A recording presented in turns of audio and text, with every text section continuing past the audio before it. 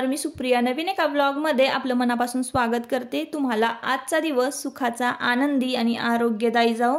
तुम्ही जी काही स्वप्न पाहिली असतील ती सगळी स्वप्न तुमची पूर्ण होत। त्याचबरोबर शुभ सकाळ सर्वांना। सकाळची वेळ आहे आणि सकाळी सकाळी माझी ना देवपूजा झालेली आहे, तुळशीला पाणी घालून झालेलं आहे, सूर्यदेवांना अर्घ्य अर्पण करून झालेलं आहे आणि आता इथं अन्नपूर्णेची पूजा मी करते।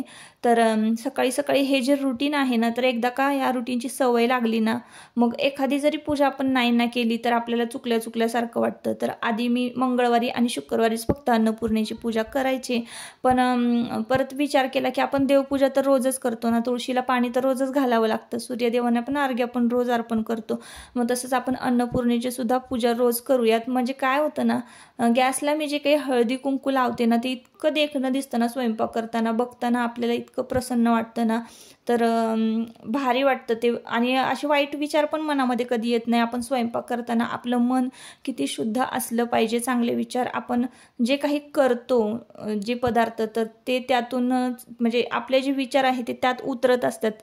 तर त्यामुळं ना मी असा विचार केला की ते हळदी कुंकू मला लावलेलं ते गॅसला खूप आवडतं, पूजा झालेली आवडते, तर मग मी ते रोज सुरुवात केलेली आहे। आणि जसं सुरुवात केली ना, तर तसं मग मला सवयच झाली त्या गोष्टीची।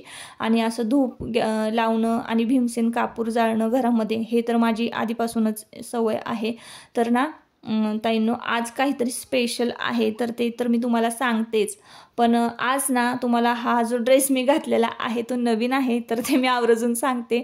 तर मी तुम्हाला मागच्या वेळेस दाखवलेलं सुद्धा आहे एका ब्लॉगमध्ये हा ड्रेस।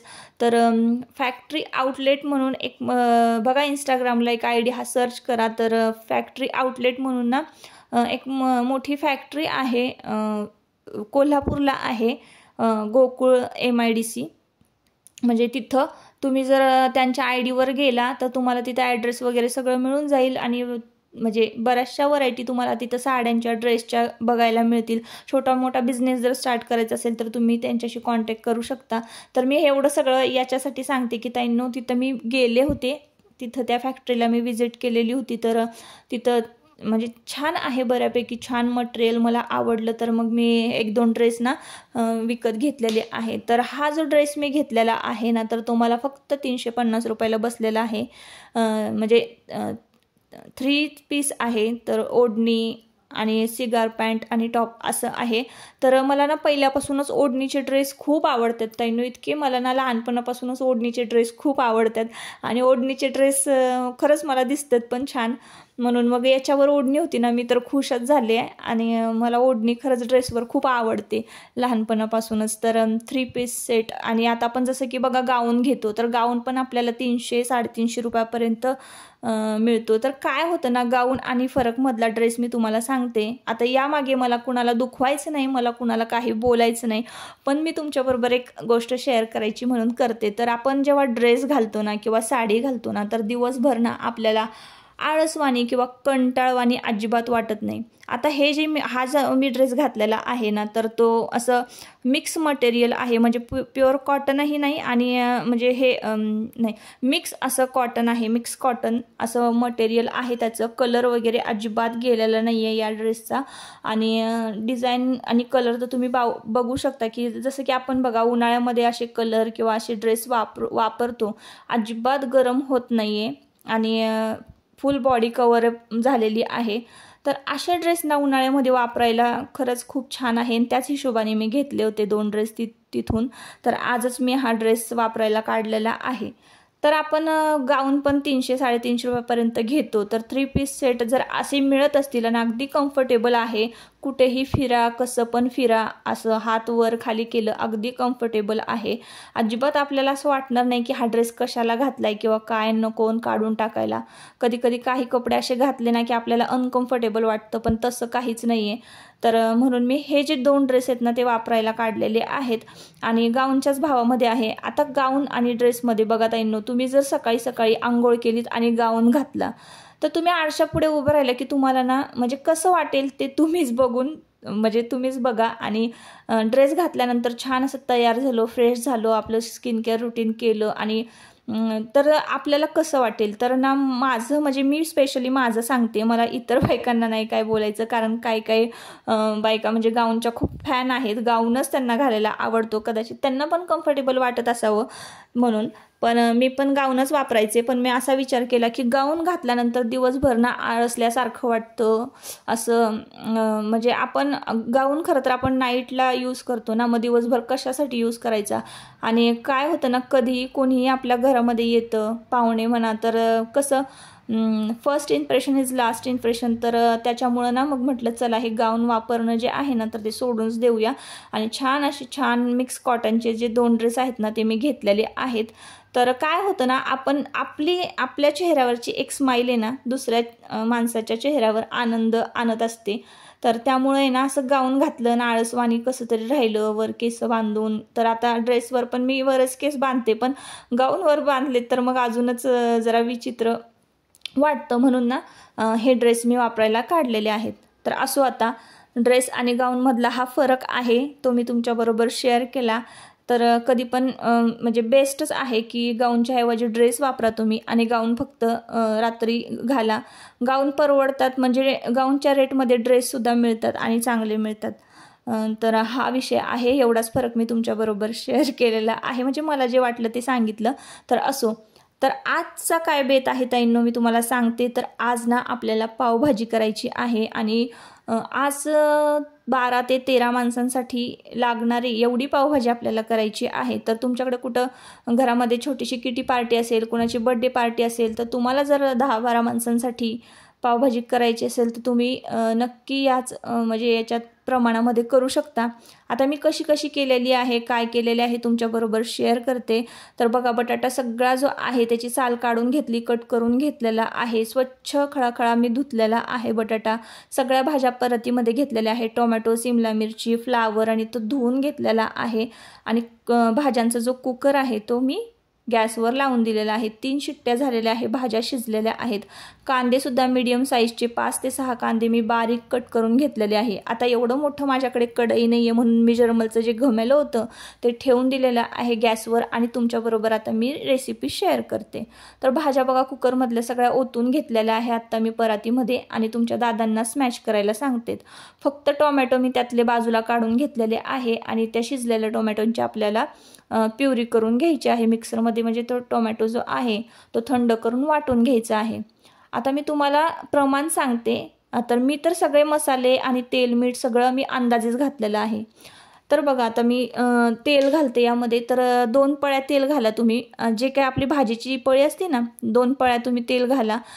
आणि त्यानंतर 1-2 सिमला मिरची जी आहे बारीक कट केलेली कांद्यासारखी, तर ती घालायची आहे. छान तेल तापल्यानंतर सिमला मिरची भाजली की कांदा घालायचा. आता सिमला मिरची मी तेलामध्ये यासाठी घालते की त्या सिमला मिरचीचा फ्लेवर जो आहे ना तो खूप छान लागतो, तेलामध्ये उतरतो. तर त्यामुळे ना सिमला मिरचीला, म्हणजे आपण जसं की मिरची पोहे वगैरे करताना मिरचीचा तडका देतो ना, तसं आपल्याला पावभाजी करताना सिमला मिरचीचा तडका द्यायचा आहे. आणि त्यानंतर आपल्याला घालायचा आहे कांदा. बारीक कट केलेला कांदा घातला की कांदा भाजण्यासाठी थोडंसं मी जाड मीठ घातलेलं आहे. जाड मीठ घातलं की माझ्या घरातला जो लाल तिखट मसाला आहे तो मी घातलेला आहे. तुमच्या घरात जो तुम्ही वापरता तो जरी घातला तुम्ही तरीही चालेल. नंतर चिमूटभर हळद घातलेली आहे त्यामध्ये. आणि एव्हरेस्टचं 45 रुपयेवालं पॅकेट जे असतं की नाही, तर ते मी अर्धं घातलेलं आहे एव्हरेस्ट पावभाजी मसाल्याचं. तर आणि हे छान मिश्रण हे सगळं भाजून घ्यायचं. हे सगळं भाजून घेतल्यानंतर आपल्याला शिजलेल्या टोमॅटोची प्युरी करून घेतलेली आहे. बघा, हे शिजलेले टोमॅटो आहेत ते थोडेसे कट करून घेतलेले आहेत, जेणेकरून पटकन आपली टोमॅटोची प्युरी जी आहे ती मिक्सरमध्ये वाटली जावी. आता हे वाटण मी तयार करून घेणार आहे, म्हणजे टोमॅटोची प्युरी तयार करून घेणार आहे. इकडे बघा, हे स्मॅच करून ठेवलेले आहेत सगळ्या भाज्या तुमच्या दादांनी. आणि ही टोमॅटोची प्युरी आता आपण यामध्ये भाजून घेऊयात. तर हा मसाला चांगला भाजला की नाही, सिमला मिरची, कांदा, त्यानंतर लाल तिखट, हळद, मीठ, पावभाजी मसाला हे सगळं भाजलं की टोमॅटोची प्युरी घालायची. टोमॅटोची प्युरीसुद्धा छान भाजून घ्यायची. बघा किती छान तेल सुटलेलं आहे. आणि तेल सुटेपर्यंत आपल्याला ही टोमॅटोची प्युरी भाजून घ्यायची आहे. आणि मग त्यानंतर आपल्याला हे भाज्यांचं जे सारण आहे ते आपल्याला त्यामध्ये घालायचं आहे आणि छान मिक्स करून घ्यायचे आहे. तर थोडंसं पाणी आपल्याला यामध्ये घालावं लागणार आहे, आणि थोडी जास्त पातळही नाही करायची आणि जास्त घट्टही नाही करायची. कन्सिस्टन्सी व्यवस्थित मेंटेन करायची, तुम्हाला कशी हवी आहे तशी. आणि मिठाचं प्रमाण फक्त तुमचं तुम्ही बघून घ्या, आणि तिखट वगैरे कमी जास्त कसं करायचं आहे. मी तर बाकी सगळं व्यवस्थित सांगितलेलं आहे, आणि माझ्या पद्धतीनं अगदी साध्या सोप्या पद्धतीनं मी तुमच्याबरोबर माझी जी रेसिपी आहे पावभाजीची ती शेअर केलेली आहे. तर अगदी आरामात 14 माणसं 12-13 माणसं सहज जेवतील. एखाद माणूस जास्त उठतो. तर हे जे आहे ना तडका देण्याचं भांडं, तर तेच म्हटलं पटकन घ्यावं आणि भरून डबा न्यावा शेतामध्ये. तर शेतात ना आज ज्वारी काढायचं काम चालू आहे, आणि ज्वारी काढणारे जी माणसं आहेत म्हणजे बायका आलेल्या आहेत ना, त्यांना एवढी भूक लागलेली होती ना ताईंनो. आणि नाश्त्याचं जे काय असतं ना त्यांचं, आणि दिवसाचा रोज हे आपल्याकडं असतं. तर त्यामुळं ना आज म्हटलं नाश्त्याला काय न्यायचं त्यांना, तर पावभाजी करायची ठरवलेली होती. आणि कसं आहे ना, कधीही अन्नदान केलेलं चांगलं ह्याचाच मी विचार करते. उगाच ते पोहे आणि उपीट नेण्यापेक्षा कसं पोटही भरत नाही माणसांचं, आणि काम पण करणारी माणसं असतात भरपूर, त्यांना भूक लागलेली असते. तर त्यामुळं ना आज पावभाजीचा बेत केलेला होता. तर कुठल्या ना कुठल्या कारणानिमित्त आपल्याकडनं अन्नदान व्हावं हीच इच्छा. तर त्याच्यामुळं ना आज पावभाजीचा बेत केलेला होता. नाहीतर मग पोहे उपीट वगैरे म्हटलं ना तर ते सुद्धा करता आलं असतं. किंवा मग काही लोक जे आहेत ना तर कालवण भाकरी नेतात. आता बिचारी ती लोक कालवण भाकरी तर रोजच खात असतील, त्यांना असं थोडंसं काहीतरी वेगळं तर खावंच वाटत असेल ना, तर म्हणून मग मी पावभाजी केलेली होती. आणि कटिंग पॅड माझ्याकडे नाही आहे, नाही तर परत कमेंट यायची की ताई कट्ट्यावरच मी कोथिंबीर बारीक कट केलेली आहे. कोथिंबीर आदल्या रात्री स्वच्छ धुवून ठेवलेली होती, वाटाणा सोलून ठेवलेला होता. कांदा कट करून घेतलेला आहे वरच्या गोल डब्यामध्ये, तुम्ही पाहिलं असेल. आणि लिंबूसुद्धा कट करून घेतलेला आहे. आणि आता एका पिशवीमध्ये डबा भरून घेतलेला आहे, आणि पावाच्या लाद्या भरून घेते. आता लवकरात लवकर जायचं आहे, कारण आताचं हे टायमिंग झालेलं आहे ताईंनो. 8:30 पावणे 9चं टायमिंग आहे, आणि त्या लोकांनी आम्हाला 8चं टायमिंग दिलेलं होतं की तुम्ही 8 वाजता या म्हणून. पण काय झालं, रात्रीच झोपायला उशीर झालेला आहे. 12:30-1 वाजलेला होता. तर लगेच मी 5 वाजता कशी उठणार. तर थोडंसं झोपेचाच प्रॉब्लेम, आणि दिवसभर ना झोपत नाही मी. दुपारच्या वेळेला एडिटिंगचं काम करत बसते ना, तर त्याच्यामुळं माझी जास्त दगदग होते. आणि सकाळी उठल्यापासून ना जे सुरुवात झाली ना पावभाजी करण्यासाठी, तर मी चहासुद्धा घेतला नव्हता. तर पटकन 1-2 घोट चहा पिले, आणि लगेचच मला हा डबा घेऊन बायकांसाठी शेतामध्ये जायचं होतं. तर चमचे वगैरे घेतले, आणि चला आता आपण निघूयात आपल्या शेतात. तर फायनली मी तुम्हाला आपलं शेत दाखवते. तर घराच्या बाहेर पडताना गॅसची बटणं मी नेहमी चेक करते. तर तुम्हाला मी ड्रेस दाखवते. हा ड्रेस कसा आहे, तर ओढणी बघा ना किती सुंदर दिसते ना. तर नक्की कमेंट करून सांगा कशी दिसत होती. आणि हा जो रस्ता आहे ना ताईंनो, तर आता मेन हायवेवर आलेलो आहोत आपण. तर हा पाचगणी महाबळेश्वरला हा जो रोड आहे ना तो जातो. तर उन्हाळ्यामध्ये सुद्धा बघा आमच्या गावाला किती गारवा आहे, मोठी मोठी झाडं, आणि त्या झाडांच्या कमानी एकदम मस्त वाटतं ताईंनो. मला ना इथून कुठं जावंसंच वाटत नाही, मला खूप आवडते वाई.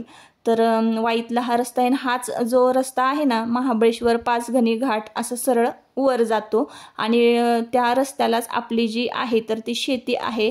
तर इथं आलेली आहे बघा, मी आता ठेवली पावभाजी खाली, आणि हाका मारून बोलवलेला आहे सगळ्यांना या म्हणून. नाश्ता झालेला आहे. तर मी येईपर्यंत तिकडं कोपऱ्यातली जी ज्वारी आहे ना ती अजून हिरवीगार तशीच आहे. अलीकडची जी आहे ती बऱ्यापैकी वाळलेली आहे, आणि इथून इथपर्यंत जे काही बघा दिसतंय तर त्यांनी म्हणजे काटणी झालेली होती ज्वारीची.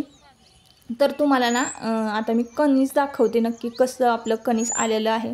तर बायकांना एवढी भूक लागली होती ना ताईंनो, एवढं म्हणजे काम करून करून पहाटे 5 वाजल्यापासून त्या शेतामध्ये आलेल्या होत्या. आणि आता सध्या ना कामगारांच्या कामांचं टायमिंग चेंज झालेलं आहे.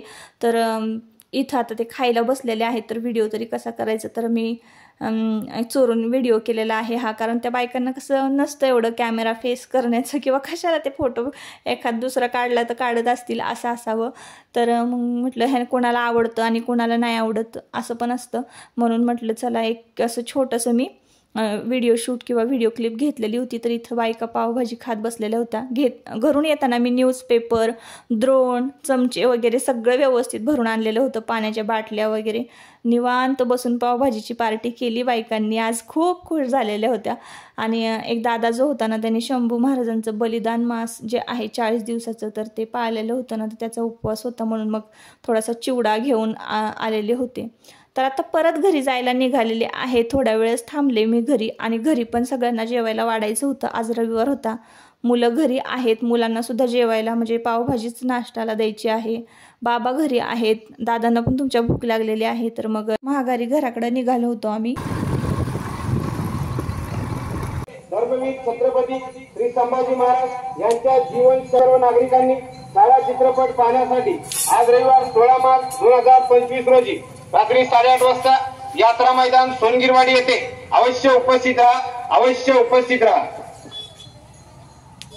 सस्नेह निमंत्रण आझाद तालीम मंडळ, भावळा प्रतिष्ठान व सन्मित्र मंडळ सोनगिरवाडी यांच्या वतीने सन्मित्र निलेश शेतकरे यांच्या वाढदिवसानिमित्ताने छावा चित्रपट आज रविवार 16 मार्च रात्री 8:30 वाजता यात्रा मैदान सोनगिरवाडी येथे धर्मवीर छत्रपती श्री संभाजी महाराज यांच्या जीवन शौर्यावर आधारित छावा चित्रपट दाखवण्यात येणार आहे. तरी सर्व नागरिकांनी छावा चित्रपट पाहण्यासाठी आज रविवार 16 मार्च 2025 रोजी रात्री 8:30 वाजता यात्रा.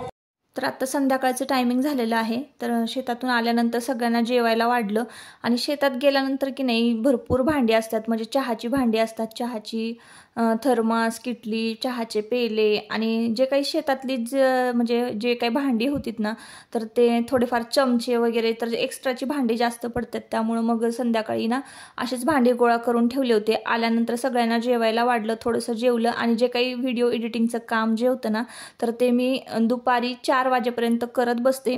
म्हणजे 2 ते 4चं जे काही थोडंफार टायमिंग मिळेल मला 1 नंतरचं जेवल्यानंतरचं, तर जेवणाची भांडी जी आहे ना मी ती तशीच ठेवून देते आणि एडिटिंग करायला घेते. तर हा थोडासा दुपारचा वेळ जो आहे ना माझा एडिटिंगचा असतो किंवा व्हॉइस ओव्हर वगैरे काही करायचं असेल तर ते काम करते आणि मग ते झाल्यानंतर लगेच मला पुढच्या कामाला लागायचं असतं. तर हे थर्मस वगैरे जे आहे ना चहाचं शेतातनं आणलेलं, तर ही सगळी भांडी जी होती ना भरपूर भांडी होती. तर ती भांडी म्हटलं चला घासून घ्यावी, तर संध्याकाळची वेळ झालेली आहे आणि पुन्हा एकदा संध्याकाळचं जे काही रुटीन असतं झाडून लोटून दिवाबत्ती हे सगळंच करायचं होतं. तर आत्ता तुम्ही ऐकलत की एका रिक्षामध्ये पुकारत होतीत की वाढदिवस आहे आणि वाढदिवसानिमित्त संभाजी महाराजांचा जो चित्रपट आहे छावा तर तो दाखवण्यात येणार आहे.